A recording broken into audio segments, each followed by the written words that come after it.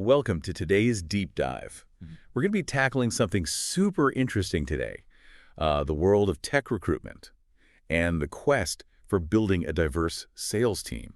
It's a challenge a lot of companies are up against. It is. But this case study we're diving into from the sales experts, it really shows it can be done. Right, and they were working with a client who's already doing some really cool stuff training and recruiting women for tech jobs. But this time they needed a whole sales team. Yes. And they wanted women in those roles too. Especially at a senior level. Especially at that senior level, which I'm sure adds a whole other layer of complexity to it. Absolutely. And the number that really jumped out at me from this case study was 1,383 candidate profiles. Wow. Yeah. I can't even fathom going through that many resumes. Honestly, it really highlights just how much work goes into finding the right people. Yeah. It's not about filling a quota. It's about a commitment to finding the right women who are passionate about this client's mission. And that mission being bringing more women into tech. Yes. I can see how that would be a really, really long process. Yeah. But I can also see how that would be really important to make sure that you're getting the right fit. Absolutely. And filling senior sales positions with women in the tech industry, I mean, that's not an easy feat. Yeah, definitely not a walk in the park. It's a challenge because it's always been such a male-dominated field. Right. But that's exactly why it's so crucial. Having more women in leadership roles can really shift the industry's culture and make it more welcoming for other women. So how did they do it? Well, how did the sales experts tackle this? I'm guessing they didn't just post a job ad and call it a day. Definitely not. Okay. Their approach is what they call research-based headhunting. Okay. Very strategic, and it involves deep research, personalized outreach, and close alignment with the client. Okay, so let's break that down. Yeah. We're talking about deep research. What exactly are we talking about? Were they just looking at resumes, or was this a more in-depth process? It goes way beyond resumes. Yeah. They were really digging into candidates' backgrounds, looking for people with the right experience, of course. Sure. But also a genuine passion for this client's mission, empowering women in tech. So it's like finding someone who not only has the skills, but like believes in the cause. Exactly. They weren't just looking for someone who wanted a job. Right. They were looking for someone who felt connected to this bigger picture, driving diversity in tech. I love that. But with 1,383 candidates, how do you even begin to narrow it down? Well, that's where that personalized outreach comes in. Okay. Imagine you're a candidate and you get this generic email blast. Yeah, you probably just delete it. You probably hit delete, right? Yeah. The sales experts did the opposite. Okay. They crafted individual messages highlighting why that specific person was a potential fit for this very particular opportunity. So instead of, hey, we have a job, it's more like, hey, we see you, we like what you've done, and we think you'd be amazing in this role because you're already passionate about this. You got it. Okay. And that personal touch really makes a difference. It makes it feel like less of a cattle call and more of a personal connection. Absolutely. Okay, cool. But, skills and passion aside, you also need someone who's a good fit for the company culture, right? So absolutely. That's the third piece of the puzzle, alignment with the client. Okay. So the sales experts worked hand in hand with the client to make sure the chosen candidates wouldn't just be able to do the job, but would actually thrive in the company's environment. I like that thrive in the company's environment because it really is about finding that right fit. It is. And it sounds like they did. So out of those 383 candidates, they went through 35 interviews and ended up hiring 4 senior enterprise learning and development sales managers. Wow. I mean, that's pretty impressive. Yeah, it really shows that targeted effort pays off. Yeah. This wasn't about luck. Right. It was about a strategic process to build a diverse team, even in a field as challenging as tech. That's really cool. Yeah. And I think, this case study really showcases that it is possible to make a difference, even in industries that haven't always been known for their diversity.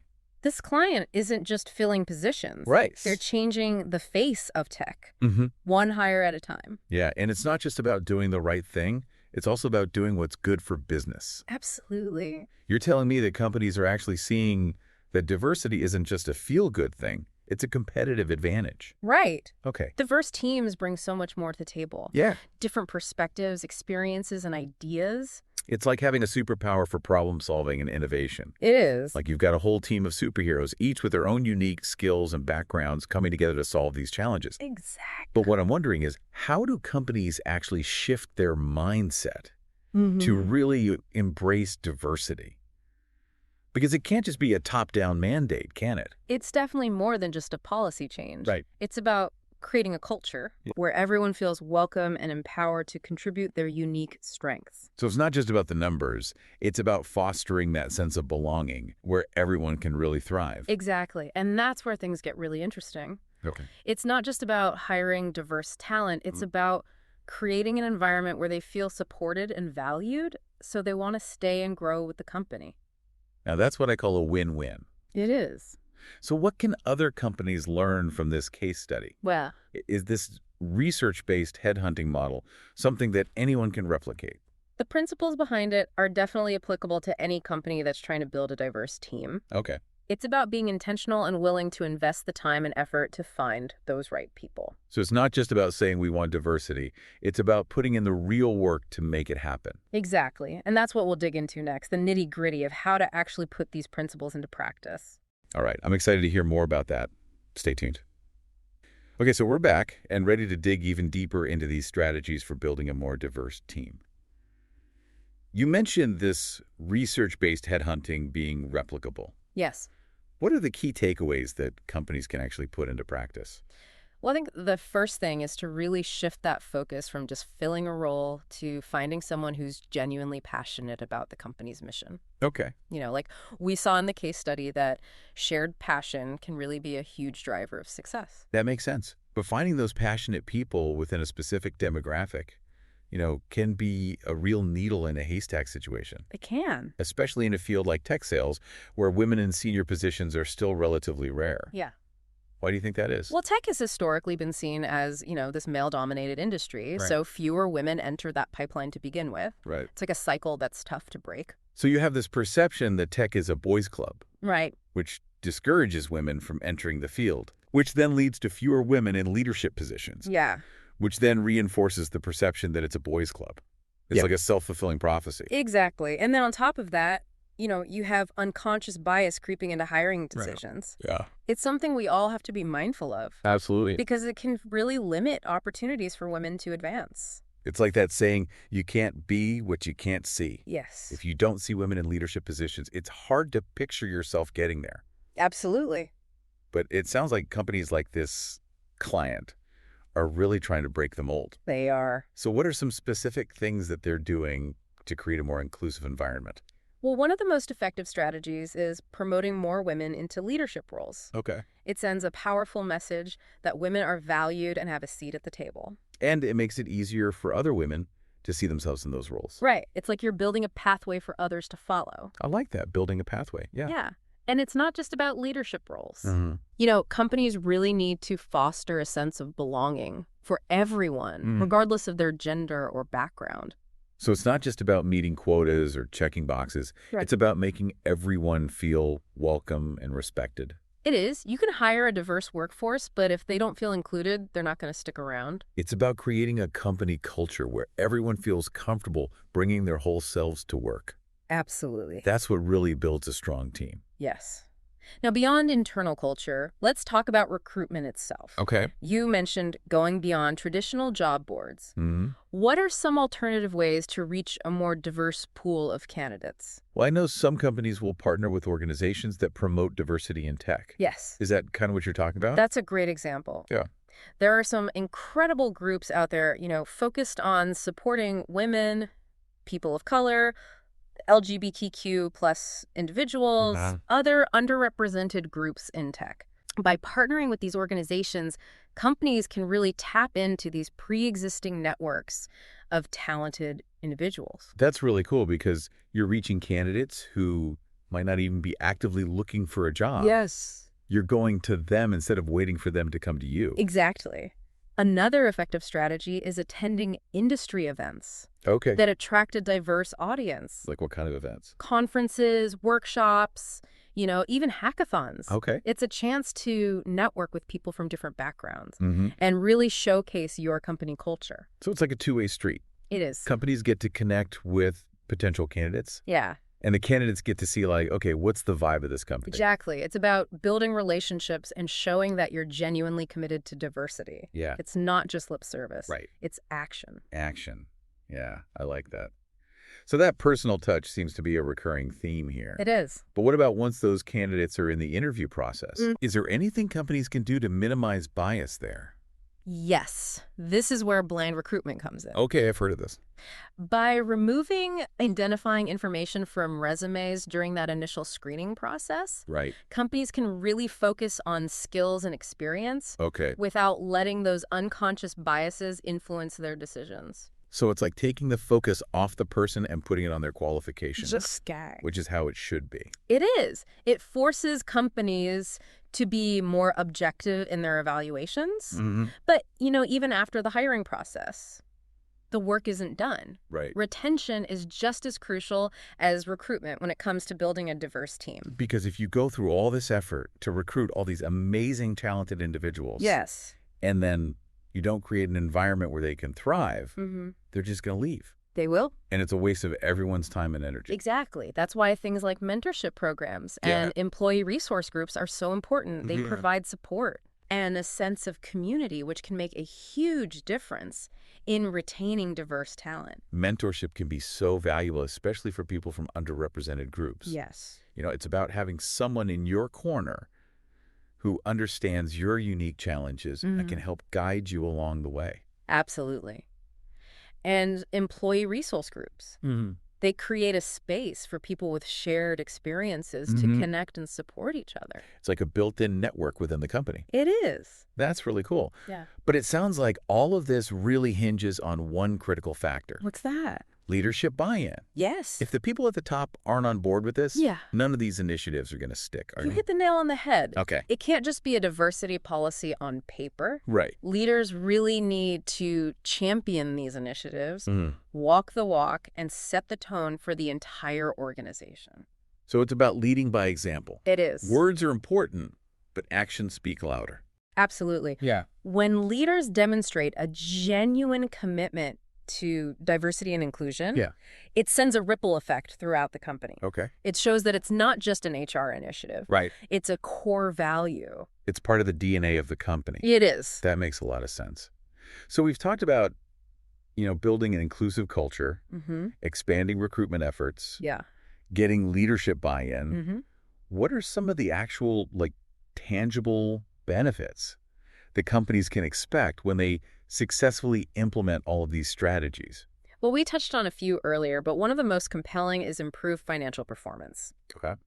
Studies have shown that companies with diverse leadership teams tend to be more profitable and experience higher revenue growth. So it's not just about doing the right thing, it's also about doing what's smart for business. Exactly. And beyond the bottom line, Yeah. diverse teams are also more creative and innovative. Okay. When you bring people from different backgrounds and perspectives together, Mm-hmm. you're more likely to come up with fresh ideas and find new solutions to problems. Because everyone's coming at it from a different angle. Exactly. So you're getting a much wider range of input. Yes. And that diversity of thought can be a real game changer, especially in today's rapidly evolving world. Right. It allows companies to be more adaptable and responsive to change. I like that. That makes a lot of sense. But I'm also curious about the impact on the employees themselves. What kind of benefits do they experience in a more diverse and inclusive workplace? One of the biggest benefits is increased employee engagement and retention. Okay. When people feel valued and respected for who they are, they're more likely to be invested in their work and stick around for the long haul. It's about creating a workplace where people feel like they can truly be themselves. Yes. Without having to conform to, some outdated notion of what a good employee looks like. Exactly. And that authenticity leads to happier, more productive employees who are more likely to go above and beyond for the company. So it's a win-win all around. It is. Good for the business, good for the people who make the business run. Precisely. And finally, let's not forget about the impact on a company's reputation and brand image. Oh, yeah, that's a big one. In today's world, consumers are increasingly paying attention to a company's values, Absolutely. and diversity is a big part of that. Yeah, consumers are more likely to support companies that align with their own values. Exactly. So by demonstrating a commitment to diversity and inclusion, companies can attract top talent, build stronger relationships with customers, Right. and ultimately gain a competitive edge in the marketplace. It's not just about checking boxes. Okay. It's about walking the walk It is. and showing that you're truly committed to creating a more equitable and inclusive world. Couldn't have said it better myself. This has been such an eye-opening conversation. It has. We've gone from the why of diversity to the how and now to the what. The tangible benefits that come with it. It's been great. But we've only just scratched the surface here. We have. Stay tuned for the final part of our deep dive, Yes. where we'll explore even more strategies to bring diversity to life within organizations. All right, so welcome back to the deep dive. We've covered so much ground, from the why of diversity to the actual strategies for building a more inclusive recruitment process. But now I'm thinking, okay, what are some actual practical tips that companies can use to put all these ideas into action? Well, I think one of the biggest hurdles companies face is simply knowing where to start. Right. They might have the best intentions, but translating those good intentions into tangible steps can feel overwhelming. Yeah, it's like having all the ingredients for a delicious meal, but no recipe to follow. That's a great analogy. Okay. So here's a simple recipe for success. Okay, I'm listening. The first step is to really take stock of your current situation. Okay. Look at your workforce demographics. What's the current representation of different groups? So it's about understanding your starting point before you can figure out how to get to your destination. Exactly. Next, analyze your existing hiring practices. Okay. Where are you finding your candidates? Are those sources attracting a diverse pool? So it's about identifying those potential blind spots in your current process. Right. Maybe you're relying too heavily on employee referrals, Right. which tend to perpetuate existing demographics. Yeah, you're just getting more of the same. Exactly. This is where those alternative recruitment channels we talked about come in. Okay, like partnering with organizations that champion diversity in tech, Yes. attending industry events, those kinds of things. Exactly. And once you've broadened that recruitment pool, it's time to take a hard look at your job descriptions. Okay, is there a right or wrong way to write a job description? Well, the language you use can actually make a big difference in attracting diverse candidates. Really? For example, studies have shown that women are less likely to apply for jobs if they don't meet 100% of the listed requirements. Oh, that's interesting. So maybe using more inclusive language that focuses on potential and growth rather than just a rigid checklist of qualifications. Absolutely. And avoid using gender-coded language that might unintentionally alienate certain groups. Okay. There are tools and resources online that can help you analyze your job descriptions for bias. So it's like even those subtle language choices can really make a big difference. It really does highlight how unconscious bias can creep into every aspect of the hiring process. Yeah. That's why it's so important to be mindful and intentional at every step. Okay, so we've broadened the candidate pool. Yes. They've crafted inclusive job descriptions and hopefully minimized some bias in the screening process. Right. What about the interview itself? Yes. Are there tips for making that experience more welcoming and equitable for candidates?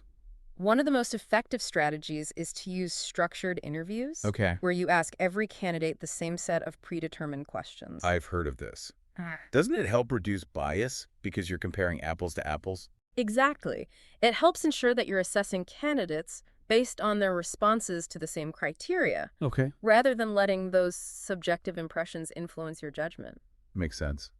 What else? Any other tips for making the interview process more inclusive? Be mindful of the composition of your interview panel. Okay. If you have a diverse panel, it sends a strong signal to candidates that your company values different perspectives. And it allows those candidates to see themselves reflected Yes. in the people who are interviewing them. Absolutely. Yeah, that could make a big difference in how comfortable and welcome they feel. It can. Right. And remember, the interview isn't just about assessing the candidate. Right. It's also about showcasing your company culture. Yeah, so it's a two-way street. It is. The candidate's checking you out just as much as you're checking them out. Exactly. Yeah. So use the interview as an opportunity to highlight your commitment to diversity and inclusion. Okay, how do you do that? Talk about your employee resource groups, your mentorship programs, your flexible work arrangements, anything that demonstrates that you value work-life balance and creating a supportive environment for everyone. So it's about showing, not just telling. Exactly. And don't be afraid to ask candidates for their feedback on the interview process. Okay. Were there any aspects that felt uncomfortable or exclusionary? Hmm. Their insights can help you continuously improve your practices. It's about creating a culture of continuous learning and improvement. Precisely. Yeah. And speaking of learning, Yeah. providing ongoing training to your employees on diversity and inclusion is crucial. So it's not just a one-time workshop and you're done. Right. It's an ongoing conversation It and is. commitment. Training can help raise awareness of unconscious bias, Hmm. equip employees with the skills to navigate difficult conversations, Yeah. and really foster a more inclusive and respectful work environment overall. It's about equipping everyone with the tools they need to be allies and advocates for each other. Exactly. And finally, don't forget to celebrate your successes. Oh, I like that. When you achieve a milestone in your diversity and inclusion journey, acknowledge it, Yeah. celebrate it, Mm-hmm. share those wins with your employees Yeah. and the world. It's about recognizing the progress and building that momentum. Exactly, because the journey to building a truly diverse and inclusive workplace, it's ongoing. It is, yeah. And every step in the right direction deserves to be celebrated. This has been such an insightful deep dive. I feel like I've come away with a ton of practical tips that any company can use. Me too. So as we wrap up this conversation, what would you say is the most important takeaway for our listeners? I think the most important takeaway is that building a diverse and inclusive workplace, it's a journey, Yep. not a destination. Not a destination. It's about continuous learning and growth and a commitment to creating a more equitable and just world, both within our companies and beyond. Couldn't have said it better myself. And to our listeners, as you continue on this journey, remember, it's about progress, not perfection. Keep asking those questions. Keep challenging the status quo and keep striving to create a world where everyone feels valued, respected, and empowered to reach their full potential. Thanks for joining us for this deep dive. It's been a pleasure.